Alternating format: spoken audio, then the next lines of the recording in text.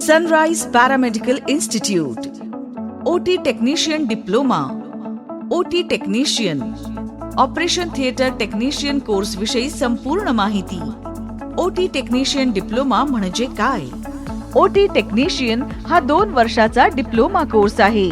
ओटी टेक्निशियन शस्त्रक्रियेपूर्वी, दरम्यान आणि नंतर ऑपरेशन थिएटर मधील उपकरणे तयार करण्यासाठी, देखभाल करण्यासाठी जबाबदार असतो.